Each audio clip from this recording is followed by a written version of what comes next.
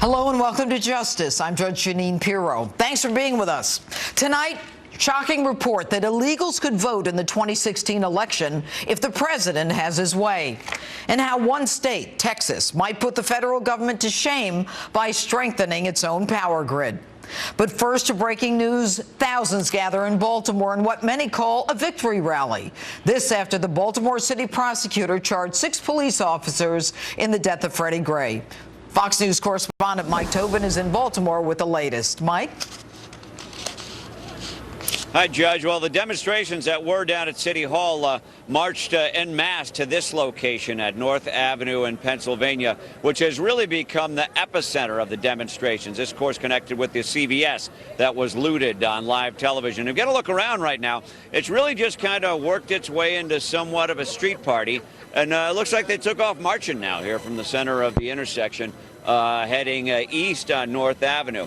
But the whole thing has kind of become routine, with the exception that right now you have almost no police presence out here. You don't have the cops and the riot shields. You don't even see the National Guard at this moment. But part of the routine that has worked up is Congressman Elijah Cummings has arrived here. And just about every night we see him get on the bullhorn and encourage people to get home, respect the curfew. Most of them do. You usually have a few people who want to hang out. And when the police show up in force and start making their first aggressive move towards the crowd, what you generally get is the crowd scatters, and all that's left here at the intersections is media. Judge? Mike, thanks. And now to my opening statement. Tonight, cops across the nation are being demonized for the alleged actions of some in Baltimore. But imagine the 25-year-old running from the police is your son. Your son arrested and thrown in that police van. Your son buried. I want you to take race, family, preconceived notions for or against law enforcement out of this. This is about the facts, pure and simple. I've been there.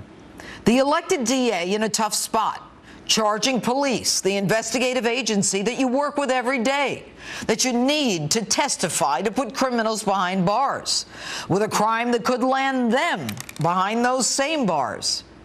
The issues are hard, the problems fast and furious. Now, there's no question that Baltimore City State's Attorney Marilyn Mosby is articulate, passionate, and believes in the charges that she has brought. And she believes that she can prove them beyond a reasonable doubt. But I'm not so sure. The manner of death, deemed a homicide by the Maryland State Medical Examiner, is believed to be the result of a fatal injury that occurred while Mr. Gray was unrestrained by a seatbelt in the custody of the Baltimore Police Department wagon. But she's also inexperienced, never having tried a murder case, new at the job in office for 4 months, just recently leaving her insurance company job.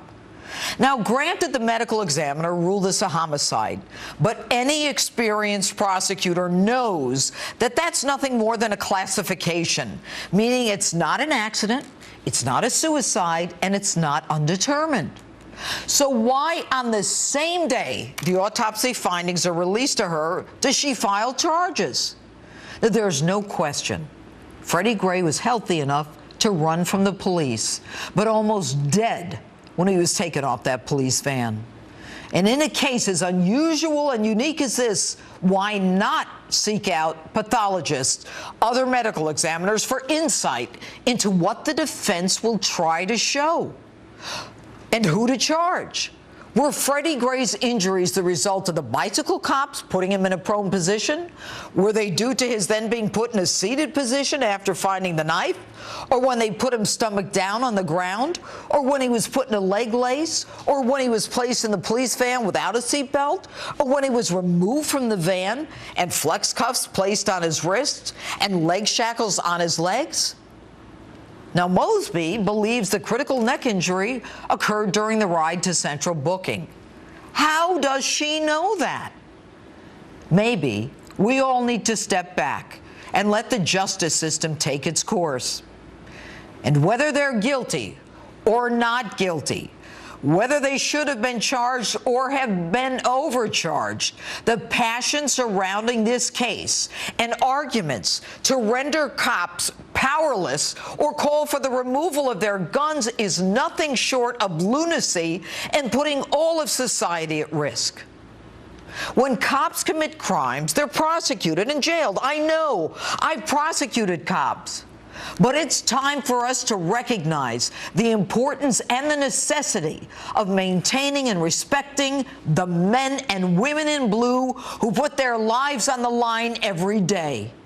And to suggest that all cops are the enemy is absurd. To those who hate cops and don't want them around, start defending yourself. The truth? These cops are not paid anywhere near enough to put their lives on the line every day. They're not paid enough to be abused and ridiculed and blamed for all of society's ills, spit on by murderers, waste thrown at them by prisoners. Cops are the one line of defense, indeed the last line that separates us from a barbaric and chaotic society. They live on the battlefield where the fight between good and evil unfolds every day. And often, they quietly die on that very battlefield. And left behind are grieving families, children without parents because someone chose to stand for law and order against chaos. And after their deaths, there are no marches, no burning of businesses, and no looting when they're killed. Maybe it's time to recognize and respect the role of men and women in our society. And that's my open. Tell me what you think on my Facebook page or Twitter at Judge Jeanine, #JusticeOpen. And with me now,